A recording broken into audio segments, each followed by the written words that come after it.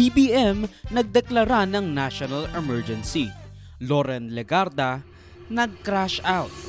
Anong mangyayari kung hindi mo pinaghandaan ang isang crucial na resource na makakapagpabagsak ng bansa kung hindi aagapan at baka sa huli, ang ikababagsak pa ng administrasyon mo, lalo na at marami kang ikinakaharap na alegasyon ng korupsyon. Ngayon, nabalitang-balita na kahapon, nakadeklara kami ng energy emergency. And dahil nakikita nga natin ang mga kaguluhan na nangyari dito sa giyera sa Middle East at ang ruta ng supply ng langis sa buong mundo ay naapektuhan.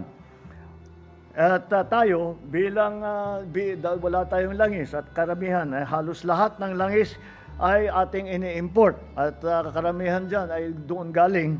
Kailangan natin maghanda kung ito ay lalala pa at tatagal pa.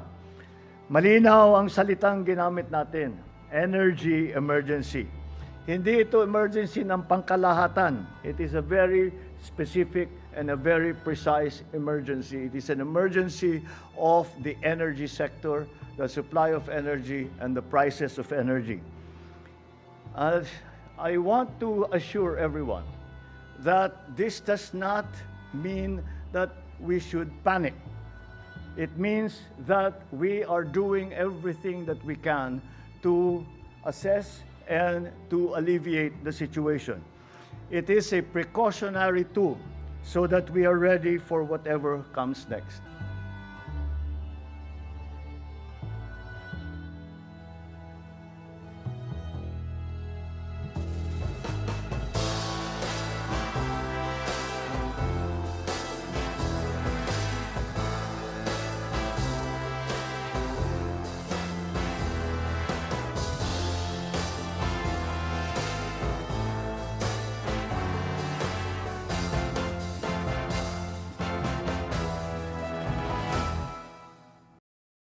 Nagdeklara na ng State of National Energy Emergency si BBM dahil sa sigalot sa Middle East at pagtaas ng presyo ng petrolyo sa merkado as he create the Uplift Committee to do God knows what. Kahit na, sinabi niya hindi krisis, wala pa tayo sa krisis ng oil. So, bakit ka gumagawa ngayon ng Uplift Committee that will solve a crisis that doesn't exist or that you refuse to acknowledge? Pag sinabi po natin ng oil crisis, maliwanag din po ang sinabi ni Secretary Sharon Garin ng DOE. Na sa ngayon ay hindi pa kinukonsidera na meron tayong oil crisis dahil kumpleto po tayo at enough po ang supply ng langis. At nagpupursige po ang DOE at ang pamahalang ito sa utos na rin po ni Pangulo Marcos Jr.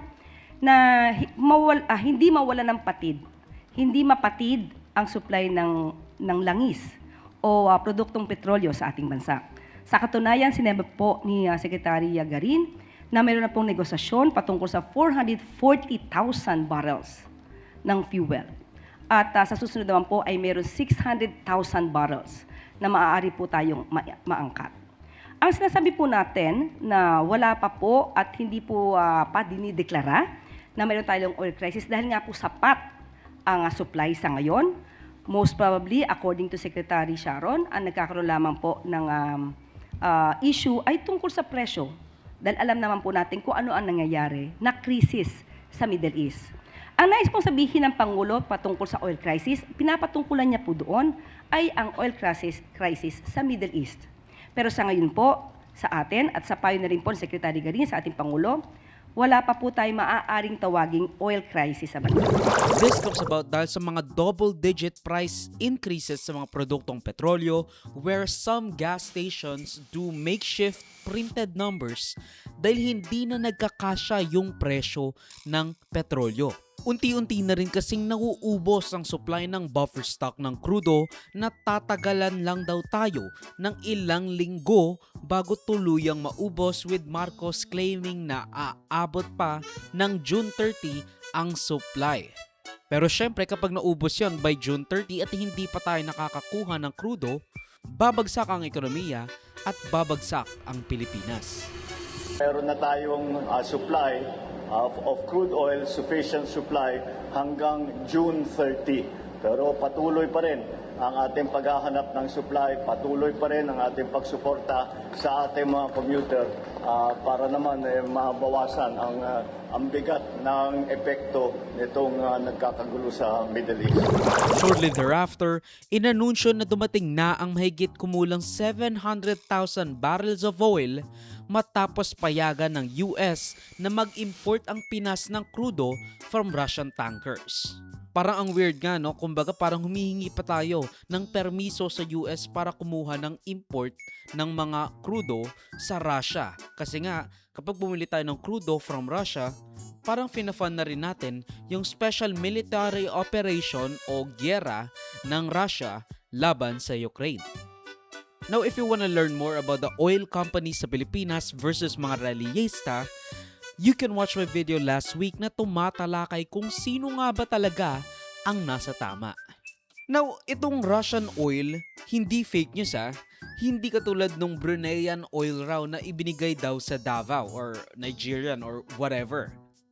By the way, ano naman ang mangyayari kung bibigyan ng krudo ang Davao? Hindi naman nila magagamit yun, wala naman silang oil refineries, wala nga silang paglalagyan. Iisa nga lang ang kanilang ospital. Pero huwag kayong mag-alala kasi nandito na si Senadora Loren Legarda. Pero ako ako lang naman, parang performative or whatever. Kung nandito ang SFA, bakit hindi yung iba? You're too busy? Is this not the most important thing? Admit there's a crisis. You must have a crisis action plan. And not that we don't appreciate the presence of a dear friend, Yusek Wimpy Fentabella, of course, who's very competent, who's been with the DOE for quite a while. But to give it the importance, if Sec Rex and Sec T. Laurel could be here, why should the DOE Secretary be exempted from this? When DBM is here, pag kayo and NEDA, pag kayo ay humihingi ng mga budget ninyo, maski overnight, nandyan kayo. Pero pag crisis action plan, marami kayong dahilan. The Senate will not allow that. Unless you are not admitting that we are in a crisis situation. Then you're lost in translation o nahihibang. Because everyone must act as if we were an ICU situation. That's how it should be. So wala pa ang ibang kabinete dito. Pag sa ibang bagay, mabilis pa sa alas 4. Pero sa krisis, wala. Ano ba kayo?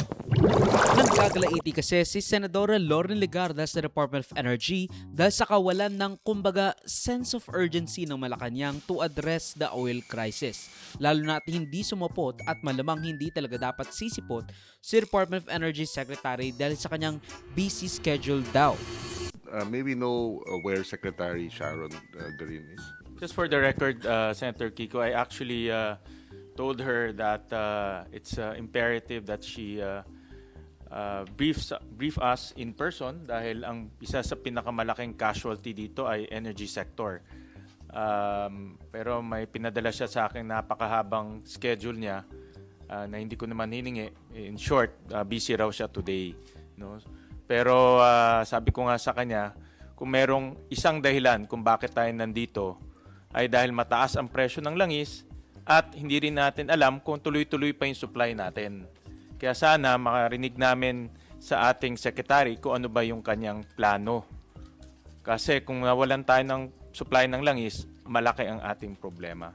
Nevertheless, pinadala niya yung kanyang mga undersecretary and I hope that the undersecretaries can commit a contingency plan, hindi lang motherhood statement katulad ng sinabi ni Senator.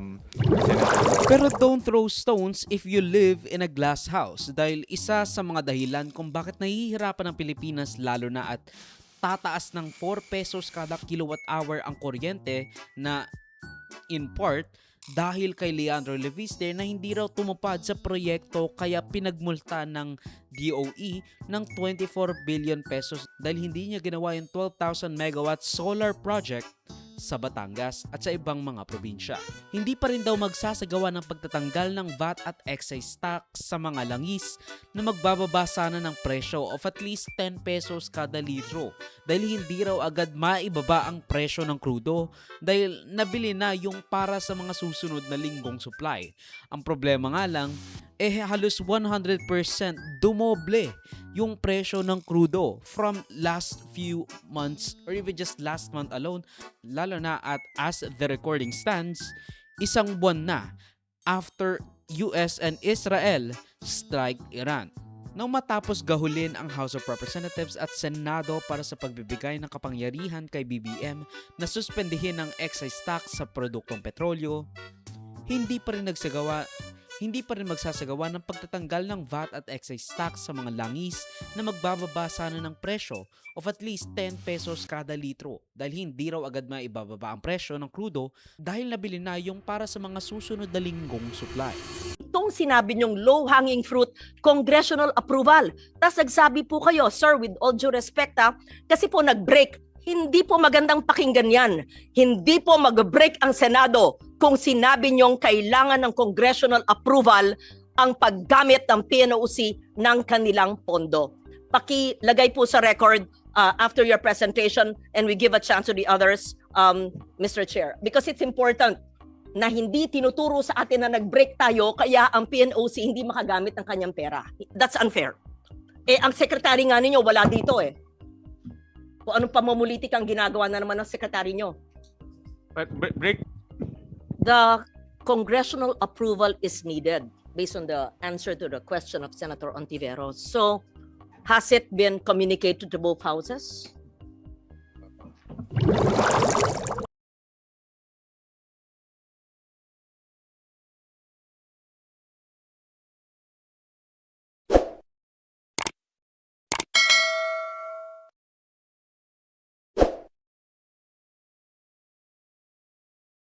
Ang video clip na ito ay galing sa aking series ng News sa Reverdy Recap.